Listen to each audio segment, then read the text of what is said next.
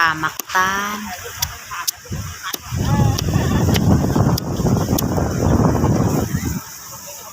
ได้เนาะมองกระจาดขาซะเนาะนี่ขายถุงเท่าไรขายนะ20,000เพิ่นว่า ดื่มน้ำเมานุ่นกันเด้อ โดย มาเด้อเอฟซีทั้งหลายตาอ่อนๆแซ่บๆได้นี่ค่ะก็ตื่นมามากันแม่กำลัง ตื่มเพิ่นว่า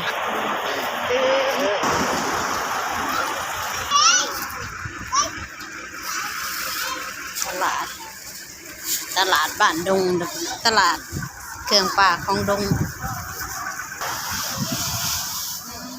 งูยังสิงดงบ่ เขาซื้ออันนี้แล้วมันใหญ่แห้งแล้วกูกินเลยเนาะตาย น้ำมันตายแล้วบ่แซ่บบ่ น้ำมาตายไร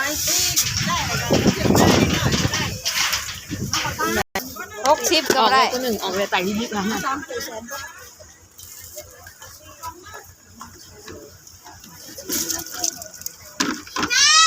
เอาขึ้นมาเอานอนหนักไปมันแห้งมันจะตายเลย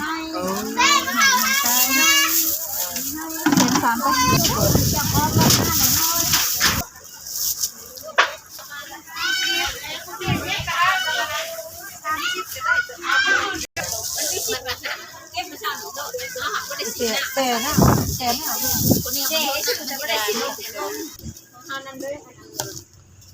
เอาแล้วตัวใดเลยอันนี้มันบริลุกแต่จม นะแง่เองบ่ได้ลุกพอดีเลย เพื่อสิได้สร้างข้างมันนี่แบบประมันนี่